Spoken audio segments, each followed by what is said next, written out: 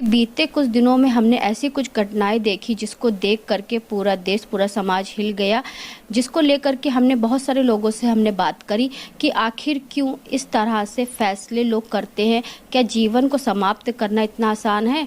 नमस्कार, मैं अर्चना और आप देख रहे हैं हंगामा टाइम्स। हंगामा टाइम जिस तरह से आपको दिखा रहा है कि एक के बाद एक किस तरह से लोग लाइफ सुसाइड कर रहे हैं, किस तरह से लोग अपने जीवन को समाप्त कर ले रहे हैं, कि जीवन को जो इतना बड़ा भगवान ने दिया है उसको किस तरह से संभाल के रखा जाए।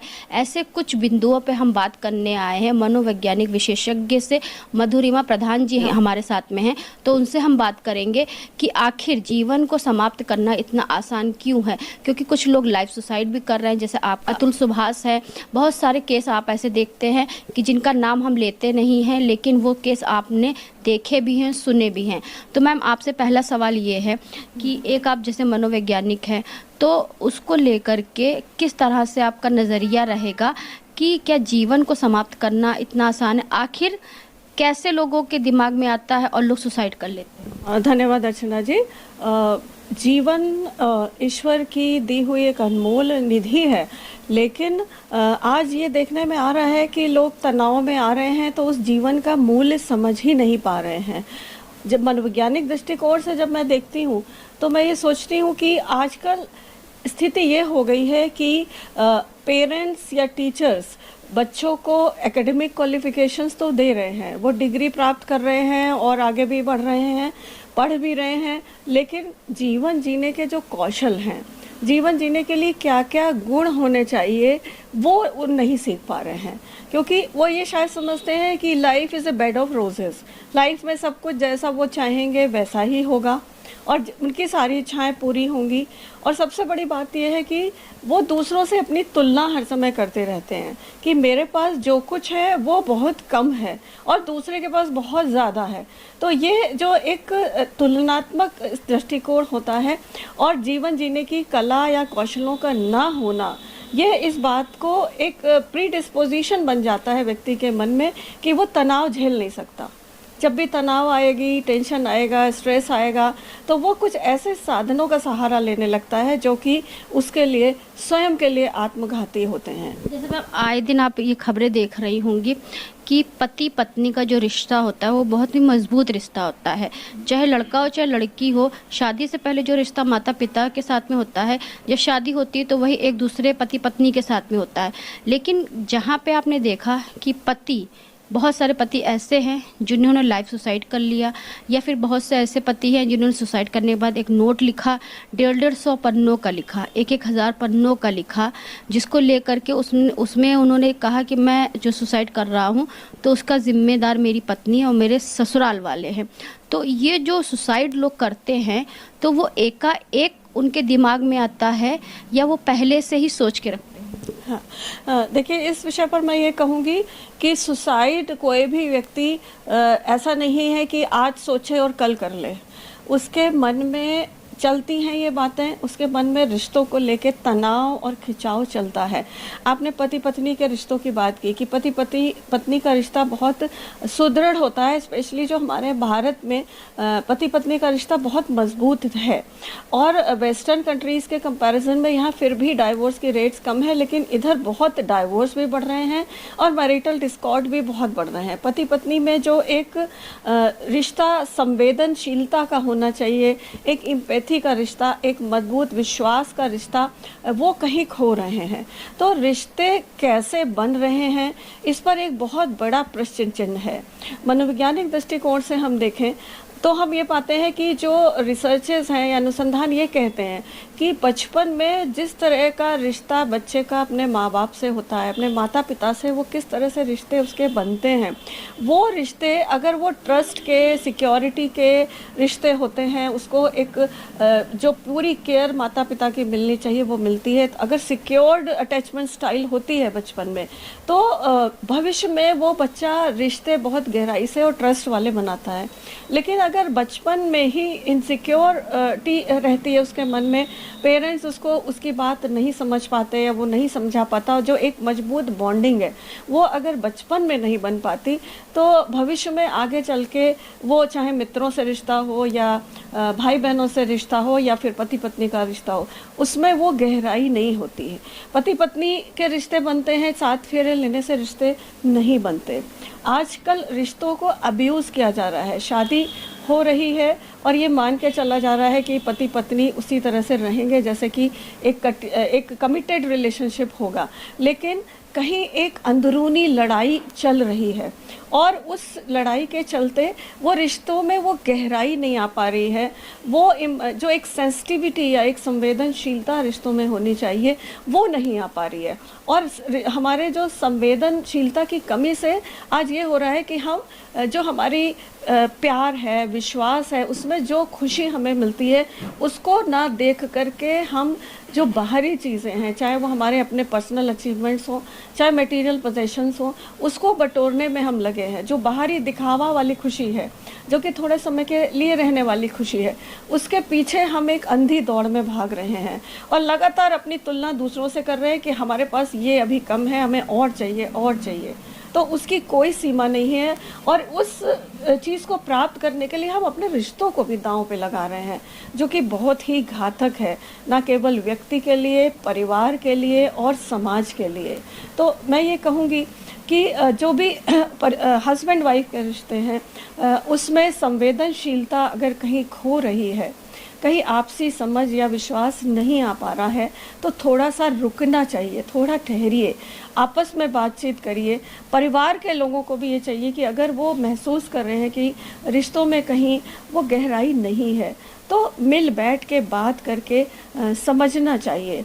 आज स्थिति ये है कि पेरेंट्स अपने बच्चों से बात करने से डर रहे हैं। उनको लग रहा है कि हम ये इनके आपस के रिश्ते हम क्यों बोलें बीच में, ये अपने आप उसको देखेंगे, समझेंगे। तो कहीं कहीं बच्चे भी सोचते हैं कि हाँ हमारा मैटर है, हम किसी से क्यों डिस्कस करें। लेकिन पेरेंट्स या जो फ्रेंड्स हैं या जो रिलेटिव्स हैं, उनकी भी अपनी जिम्मेदारी है, क्योंकि आज सब अपनी अपनी दुनिया में व्यस्त हैं, किसी के पास समय नहीं है किसी के लिए। लेकिन अगर हम इसी अंधी दौड़ में आगे चलते जाएंगे तो जैसा कि आपने कहा कि बहुत सारे केसेस हो रहे हैं, लाइव सुसाइड हो रहा है, मतलब सुसाइड कर रहा है और पत्नी और उसकी माँ देख रही हैं, कुछ नहीं कर पा रही हैं, एकदम हेल्पलेसनेस की स्थिति आ रही है। ये भी देखा है कि कभी कभी लड़के ये करते हैं कि अपनी मर्जी से शादी कर दी तो माता पिता ने उनको संबंध हटा लिए, छोड़ दिए। तो आज विमेन एम्पावरमेंट इतना हो गया है, तो ज़रूरत इस बात की है कि विमेन एम्पावरमेंट का दुरुपयोग ना हो कहीं भी। लड़कियां जो हैं, पहले अरेंज मैरिज में ये चीज़ देखा जाता था, अब तो जो लव मैरिज है, लव मैरिज में लोग सुसाइड भी कर लेते हैं और मर्डर भी कर, जैसे सौरभ हत्याकांड भी आपने देखा होगा। उसमें सौरभ और मुस्कान की जो शादी हुई थी वो लव मैरिज हुई थी। इसी के बाद जो चलते औरैया का एक केस आया था आपका, तो उसमें भी जो है प्रगति यादव ने जो है अपने पति का जो है मर्डर करा था। हाँ, देखिए लव जो है सिर्फ साथ साथ रहना, साथ साथ घूमना और एक पति पत्नी के रिश्ते में बंधना, वो प्यार नहीं है। प्यार के भी कई स्तर हैं। आप प्यार करते हैं तो क्या किसी कंडीशन पे आप प्यार करते हैं या आप अनकंडीशनल प्यार करते हैं? जब कंडीशनल लेवल पे आप प्यार करते हैं तो आप शर्तें लगाते हैं कि मुझे तुम ये दो तब मैं तुम्हें प्यार करूँगा, अगर तुम ये नहीं दे रहे हो तो मैं अपनी दुनिया अलग बना लूँगा। लेकिन जब आप अनकंडीशनली किसी को एक्सेप्ट करते हैं तो उसकी अच्छाई बुराई सारी चीज़ें आपकी अपनी होती हैं। तो जो सौरभ हत्याकांड की आपने बात की, बहुत ही दर्दनाक है, बहुत ही दुखद है। उसकी जो भी चीज़ें हैं अभी सामने आनी बाकी हैं कि उसके पीछे क्या सच्चाई है। लेकिन जो थोड़ा बहुत सुनने में आया है वो ये कि शायद जो भी उसने किया वो मुस्कान जो लड़की थी वो शायद नशे की आदी हो गई थी, क्योंकि इतना जघन्य अपराध कोई भी व्यक्ति एक सामान्य स्थिति में नहीं कर सकता। तो नशाखोरी या एडिक्शन आज समाज का बहुत बड़ा कोढ़ बनता चला जा रहा है, क्योंकि जो भी अपराध होते हैं वो एक स्पर ऑफ द मोमेंट, एक जुनून में होते हैं। यही मेरा सवाल आपसे है कि जो चाहे जो आत्महत्या कर रहे हैं या कोई मर्डर कर रहा है, तो उसकी मानसिकता ऐसी क्या होती है जो सिर्फ एक यही होता है कि बस जीवन को समाप्त कर। हाँ, देखिए जैसा मैंने अभी कहा कि ड्रग्स जब लेने की आदत पड़ जाती है तो वो एक शारीरिक ज़रूरत बन जाती है, एक मनोवैज्ञानिक ज़रूरत बन जाती है, और उस ज़रूरत को पूरा करने के लिए व्यक्ति कुछ भी करता है। जैसे कि एक भूखा व्यक्ति है जिसके पास खाने को नहीं है, वो किसी भी कीमत पे रोटी चाहेगा। तो एक नशा, जो एडिक्ट व्यक्ति होता है, अगर उसको नशे की चीज़ नहीं मिले तो वो बिल्कुल उसका माइंड एकदम उसमें काबू में हो जाता है, एक हिप्नोटिक स्टेट में आता है कि दूसरा व्यक्ति जबकि दोनों लोग जुड़ गए, जो उसका मित्र था वो भी जुड़ा था, तो वो एक दूसरे को मोटिवेट करते हैं कि ड्रग्स लेनी है और किसी भी तरह से उसको अरेंज करना है, क्योंकि उसके बिना वो रह नहीं सकते। तो उस नशे में, या जो एक माइंड का जैसे कंट्रोल, जैसे कि बेलगाम घोड़ा होता है, अगर आप उसको लगाम में रखेंगे तो वो आपके साथ देगा, लेकिन अगर आप उसको बेलगाम में छोड़ देंगे तो वो कहीं भी चला जाएगा। तो यही हुआ है कि मस्तिष्क पर कंट्रोल, माइंड पर कंट्रोल एकदम ख़त्म हो चुका था, नशे की आदत पड़ चुकी थी, और माता पिता से लगाव, अटैचमेंट था नहीं, बच्चे से भी अटैचमेंट नहीं था, वो एक दिखावी तरीका था जिसमें था।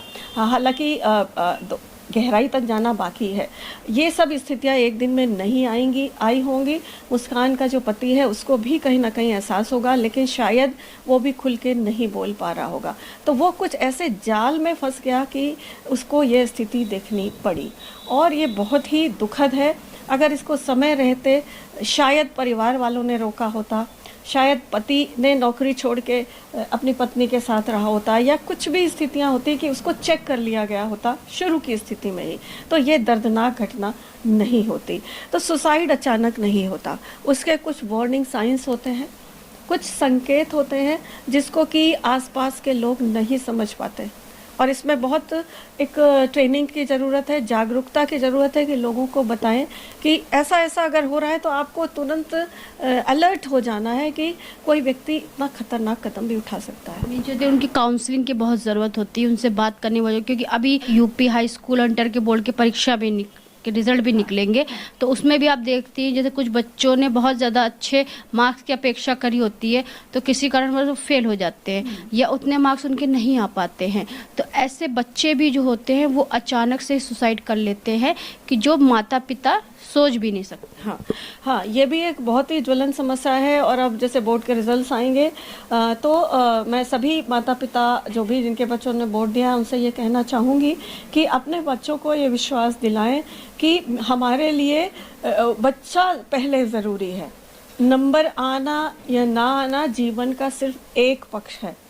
अगर नंबर नहीं आते हैं तो ठीक है, एक एरिया में अगर व्यक्ति के कम उसने परफॉर्म किया तो ज़िंदगी ख़त्म नहीं हो जाती। और बच्चा पहले इम्पोर्टेंट है, उसकी ज़िंदगी पहले इम्पोर्टेंट है। पेरेंट्स उसके बच्चों के साथ जो प्यार करते हैं उसकी कोई कंडीशन ना लगाएं कि तुम्हारे 90% आएंगे तभी तुम अच्छे हो, या तुम इंजीनियरिंग में पास हो जाओगे, ये डॉक्टर बन जाओगे तभी तुम अच्छे हो। वो तो अच्छा है ही, क्योंकि ऊपर वाले ने उसका जीवन दिया है, उसका जीवन बहुत बहुमूल्य है। अगर माता पिता उसके साथ एक ट्रस्ट का रिश्ता रखेंगे, अपने बच्चे को सबसे पहले एक्सेप्ट करिए कि आपका बच्चा यूनिक है। ज़रूरी नहीं है कि वो और बच्चों की तरह परफॉर्म करे, ज़रूरी नहीं कि एक बच्चा अगर डॉक्टर इंजीनियर बन रहा है तो सारे बच्चे बने, हो सकता है उसके अंदर कुछ और गुण हो।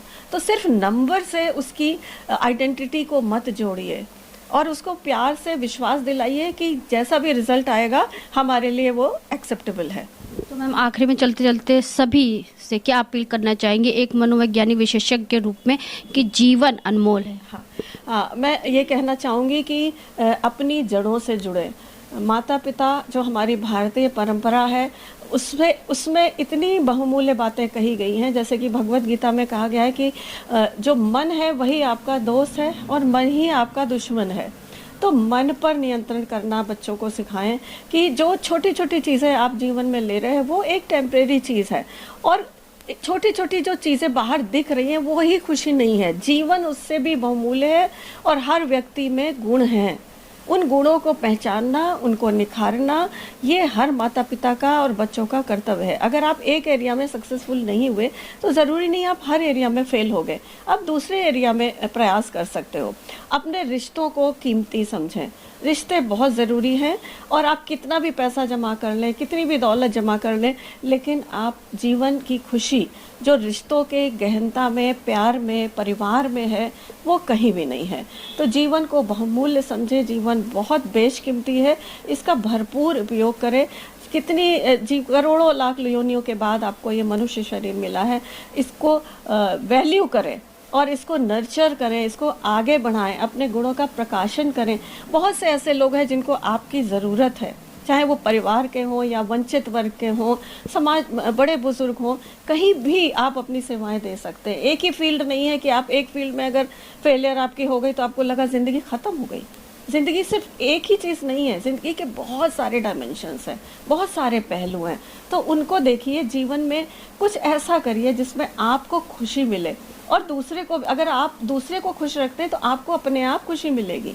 तो अपने पॉजिटिव इमोशंस को जगाइए, कुछ मीनिंगफुल काम करिए, अपनी क्षमताओं का विकास करिए, रिश्तों को अच्छा रखिए, और छोटी छोटी चीज़ों में खुशियाँ ढूंढिए। ज़रूरी नहीं कि आप बहुत बड़ा गोल बनाएं, छोटे छोटे भी लक्ष्य बनाइए और उनको प्राप्त करके खुश होइए, क्योंकि आपका जीवन आपके हाथ में है, आपकी मुट्ठी में है।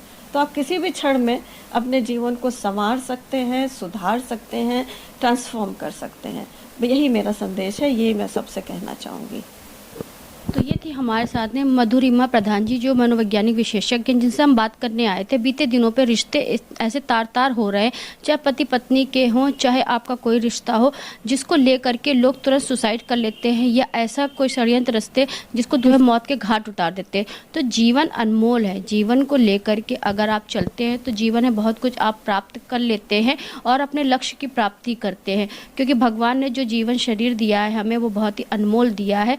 तो किसी भी तरह से कोई भी परिस्थिति आए, उस परिस्थिति का सामना करिए, और जीवन ही संघर्ष है। तो संघर्ष को लेकर के अगर आप चलते हैं और अपने साथ में अपने माता पिता या पति पत्नी आपस में बात करते हैं तो जीवन सरल हो जाता है। तो इसी के साथ मैं अर्चना आपसे इजाज़त लेना चाहूँगी। धन्यवाद, बने रहिएगा हंगामा टाइम न्यूज़ चैनल के साथ। हंगामा टाइम्स की तमाम खबरों को देखने के लिए हंगामा टाइम्स को सब्सक्राइब कर लीजिए और बेल आइकन दबा लीजिए। अगर आपको ये वीडियो अच्छा लगा हो तो लाइक बटन प्रेस कर अपनी प्रतिक्रिया हमारे कमेंट बॉक्स में देना मत भूलें।